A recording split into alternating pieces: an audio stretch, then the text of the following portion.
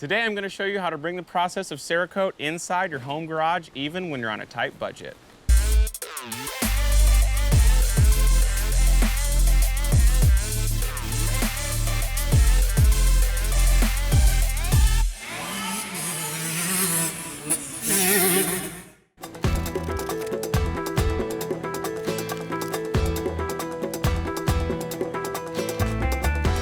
Cerakote is a product that I got turned on to probably about 5 or 6 years ago. At first, I would hire other companies to do it for me, and it was quite expensive, so I brought the process in my home garage. You do need some tools and equipment to be able to do it, but overall, it's actually cheaper than traditional paints that you would spray out of a gun. Although a professional application center may do things differently than I do, I've found this process to work really well for most of my applications. First things first, you need to take everything to a point where it's completely disassembled. Seals, bearing, hardware, etc., cleaned and degreased, because you're gonna need to put it in the sandblaster first.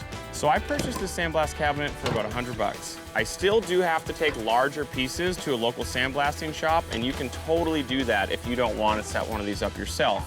They recommend that you use a 100 grit aluminum oxide media for this. I personally use a medium grit crushed glass because I refurb other parts in this cabinet as well, and that works great for me.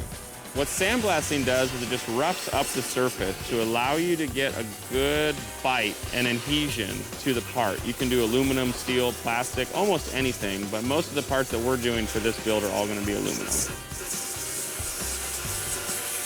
So often the tricky thing about the Cerakote process is you need to bake the part. You need to bake the oils out of the part first, and then you need to bake the part to cure it. Cerakote starts curing above 150 degrees. At 150 degrees, it takes about 2 hours to cure. Most metal parts you can cook at 300 degrees and it will be cured and hardened in 1 hour. I used to take most of these parts inside the house into the home oven, and I'm trying to stop bringing parts in the house for obvious reasons.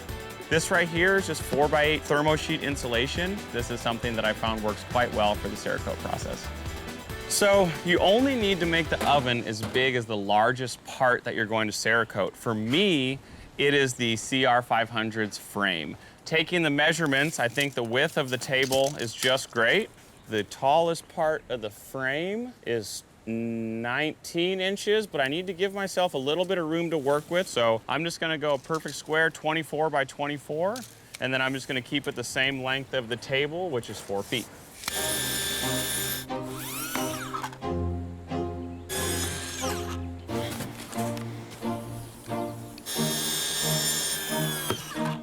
This is a high temperature HVAC tape. It just resists the heat temperature that the gun puts out. Not so fast.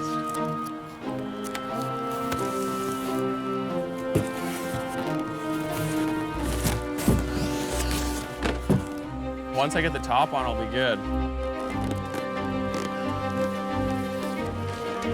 Just get it on the interior corners. Top of the line, homegrown, Garage 93 Cerakote oven.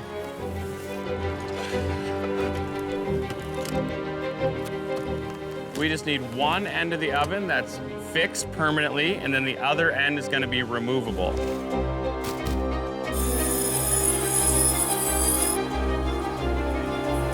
If you don't have a circular saw, you can also work with the stuff just with a box cutter.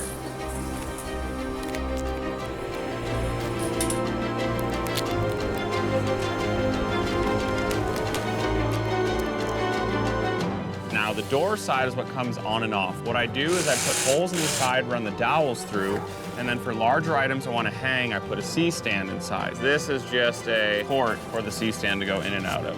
So the one thing I just try to do is I actually tape wrap these, because for wear and tear, the styrofoam breaks apart in the process. Problem with that, you don't want styrofoam getting in the oven, possibly sticking on any of the parts.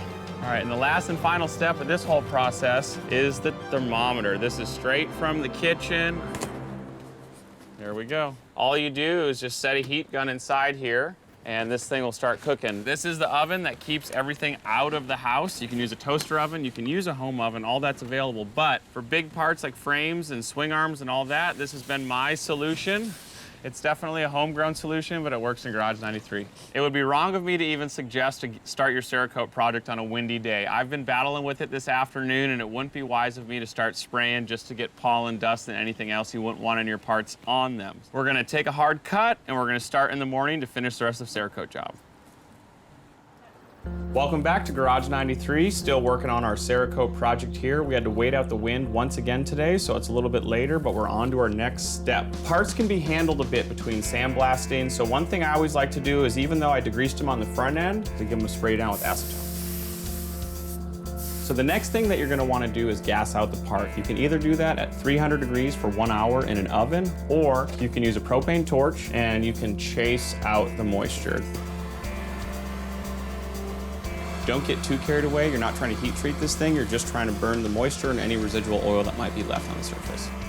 I'm just setting up myself a racking system with a safety wire. You just try to find 2 points, if you can, to hang the piece that won't visually affect how that piece turns out. I like to mask any holes under 6 mil. So Cerakote's a 2-part coating. You have part A, which is the color, and you have part B, which is the catalyst. I like to mix my stuff 12-to-1, which is about semi-gloss. The reason I do that is because so far in my experience, it's had the most durability. So for example, if you're gonna do a small batch, it'd be 36 cc's of color, 3 cc's of catalyst. Or in a bigger batch, when you're doing stuff like a few engine covers or a swing arm, you do 144 cc's of color and 12 cc's of catalyst. That gives you a 12-to-1 ratio. So when you're mixing your Cerakote, make sure to take notes, because if you run out halfway through, you need to be able to mix it exactly the same ratio to have the same sheen for all your parts. Otherwise, they won't match. I've had it happen before. It's totally a bummer. In a bigger batch, I'm gonna mix up 144 cc's to 12 cc's catalyst, which gives me 12-to-1. What I do is I mark where 144 is on the beaker, and then I mark where, when I add 12 more cc's, that would be my end point. And that right there determines the mix that I'm gonna fill it up to. And the catalyst is pretty harsh, so good idea from this point forward to where I'm at.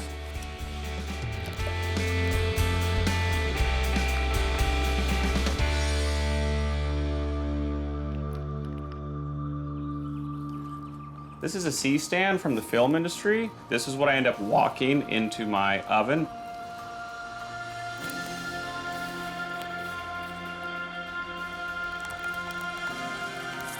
First thing I try to do is get some of the complex edges that are more difficult to get, because it's easy to take broad strokes at the end and get the nice sheen you're looking for, but the areas most commonly missed are the hard to get to, so focus on that first.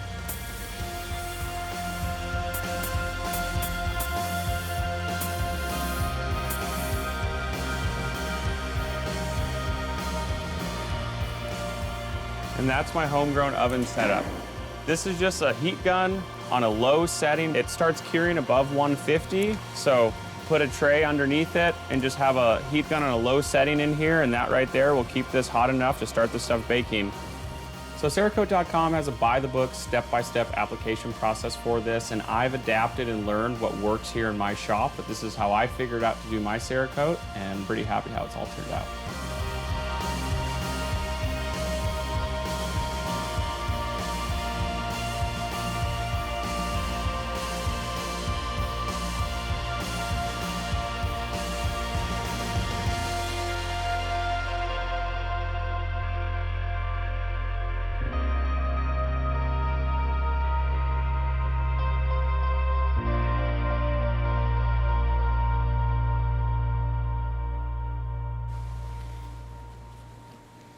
Okay, we're still rolling audio. That was a good save.